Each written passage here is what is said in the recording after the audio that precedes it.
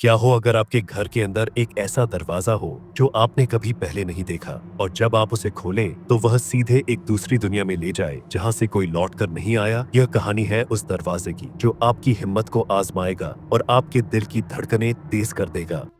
राहुल और उसकी पत्नी नंदिनी ने शहर के कोलाहल से दूर एक पुराना बंगला खरीदा। बंगले की कीमत आश्चर्यजनक रूप से कम थी, लेकिन वे इसे अपनी किस्मत मानकर वहां रहने आ गए। घर बड़ा था पर उसमें एक अजीब सी वीरानी थी। पहली रात जब राहुल अपने नए घर में घूम रहा था तो उसने गलियारे के एक कोने में एक पुराना लकड़ी का दरवाजा देखा। दरवाजा बाकी घर के दरवाजों से अलग था, काला, भारी और उस पर अजीब सी नक्काशी। राहुल ने नंदिनी से पूछा, क्या तुमने इस दरवाजे को देखा था? नंदिनी ने चौंक कर कहा, नहीं, शिफ्टिंग के दौरान भी यह दरवाजा मैंने नहीं देखा। राहुल ने दरवाजे को खोलने की कोशिश की, लेकिन वह जाम था। दरवाजे के पास खड़े होते ही ठंडी हवा का झोंका महसूस हुआ और एक फुसफुसाहट सी सुनाई दी, जैसे कोई कह रहा हो, खोलो लेकिन संभल कर।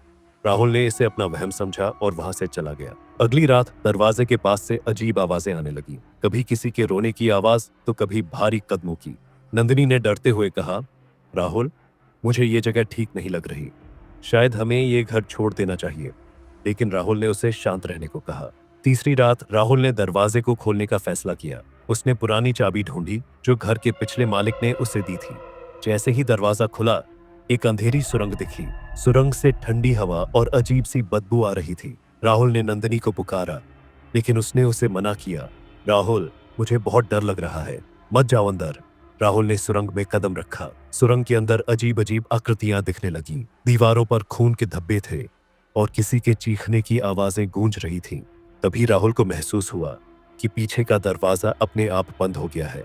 नंदिनी ने बाहर खड़े होकर राहुल को पुकारा, लेकिन कोई जवाब नहीं आया। घंटों बाद दरवाजा खुद ब खुद खुला।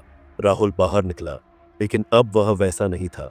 उसकी आंखें लाल थीं, चेहरा भावशून्य और उसकी आवाज में एक अजीब सी गूंज थी। राहुल ने नंदिनी की ओर देखा और मुस्कुराया। वह मुस्कान इंसानी नहीं थी। वह धीरे धीरे नंदिनी के करीब आया और बुदबुदाया, अब यह घर हमारा नहीं है, यह सिर्फ उनका है। उसके बाद से राहुल और नंदिनी दोनों को किसी ने नहीं देखा। कहते हैं उस घर का दरवाजा अब भी वहां है और अगर आप उसे खोलेंगे तो